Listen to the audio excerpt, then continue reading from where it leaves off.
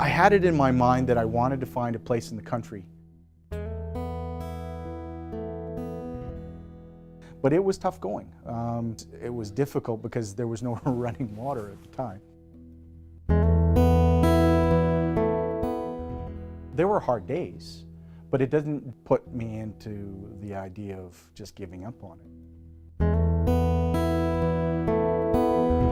Even if there was difficulties, I'd figure out some way of making them work. Damaged backs, broken ankles, you know, all of those kind of things that are setback, but nothing to the point that would cause me to think that, no, this isn't the way to go, I should try something else.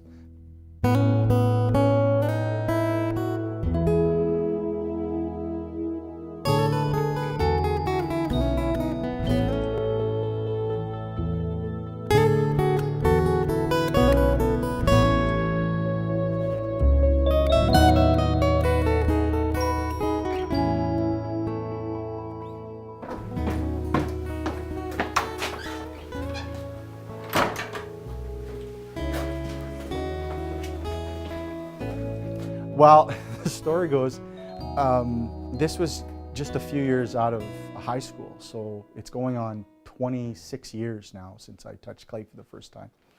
And a fellow student, my friend Teresa, was working at the art gallery in Brandon, the art gallery in southwestern Manitoba. She was working reception. And she just happened to mention that, you know, have you ever thought about taking a class and would you be interested? And I said, well, sure. I'm kind of just out of high school, a couple of years of university, kind of wondering where I was going. So I thought I'd try it. And I took a class. This is the color the clay comes. This is the low fire clay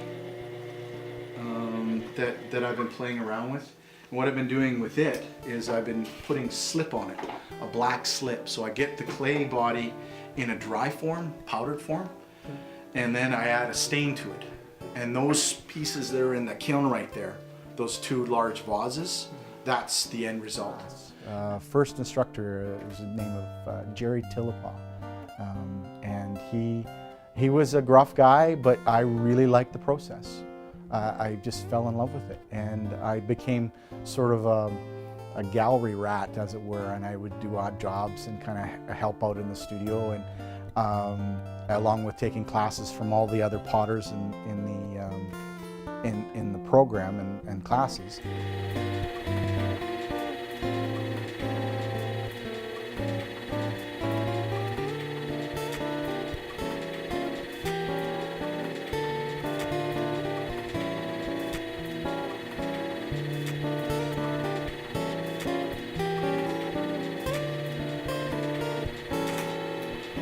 And then I started to hang around enough that they asked me to start looking after the studio. So I would fire the kilns, mix glazes, keep the studio clean, and try to keep up with the amount of product that was coming through from the students, getting it out in time for end of classes and things. And then I was asked to teach or supervise the end of a class from a potter, Eric Lowe, local fella. And he lived out in Kenton, so he was a good hour away from town. So he asked if I would look after the last hour, 45 minutes of class, so he could get back in relatively good time, family at the time, and things like that. So I started doing that. And then lo and behold, I was given the opportunity to teach a class of my own, and it kind of went from there.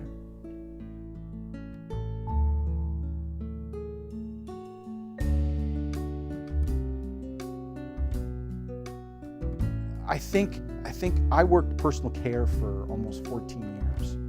And those 14 years I discovered that if you don't make the effort, because as far as we know this is our only time around, if we don't make the effort now, when is it going to happen? Am I going to do a job that I hate for 50 years and then retire and die 2 years after I retire? Or am I going to do something that I love now and be fulfilled by it? So it was a hard decision to make after 14 years in a comfortable position, 3 weeks vacation, relatively good pay. Looking back, it wasn't all that great, but to make the decision to kind of give that up and take a different path, it was a hard decision, but it was the best decision I've ever made. I've been traveling number 10 highway between Brandon and Clear Lake for a number of years, right from my late teens till now. This area and Clear Lake and that sort of thing is one of my favorite spots. And I knew across the road this church wasn't really in my radar until I started looking for, and I knew about the church, and there was an old school across the way. Right in front of the old school is a well that has been there, a community well that's been there since 1880.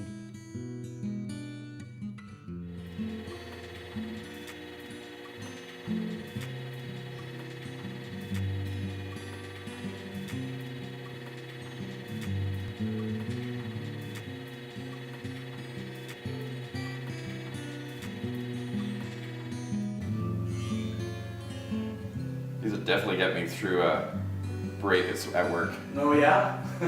Good. I don't think I'd ever want to leave though.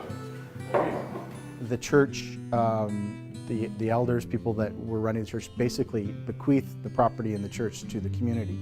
And 5 landowners in the area had been given authority to the building and the property. So the 5 landowners were people that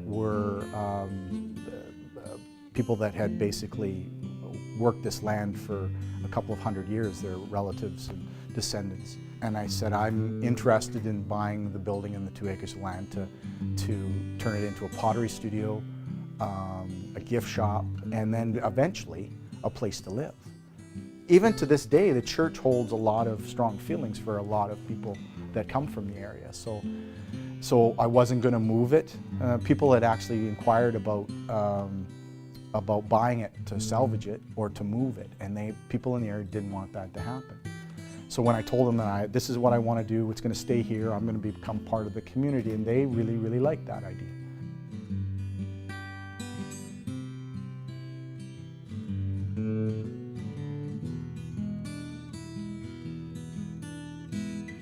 I think for me, people would look at a board of mugs and think, oh, they're all identical. But you look closely, because they are made by hand, that there is a certain variability in 24 mugs on a board. And I like that. And the people that come to the gift shop, they like that too. They like the idea of the person's hands on the pot, making it individual, no 2 of them being the same.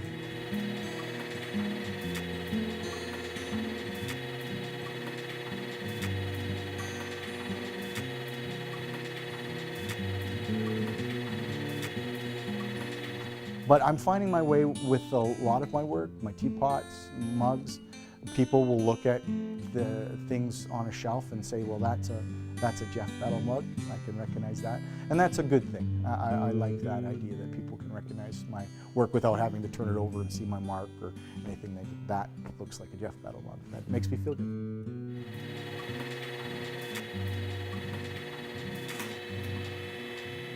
It's important for me to be called an artist.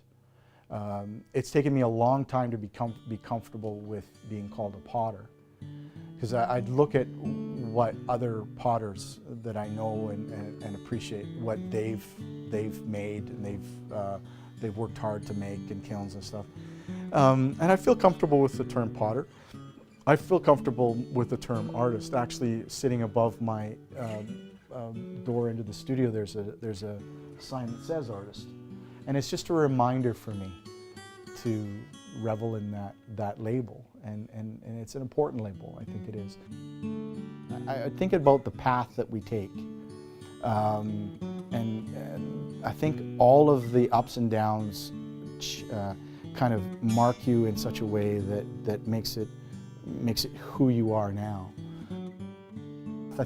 I don't think I would have wanted to change it because things may not have turned out the way it is now, and I'm very happy with the way things are now.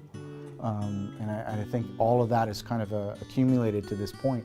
So by changing one thing a while ago, or it would have caused me to be on a different path, and I like the path that I've chosen.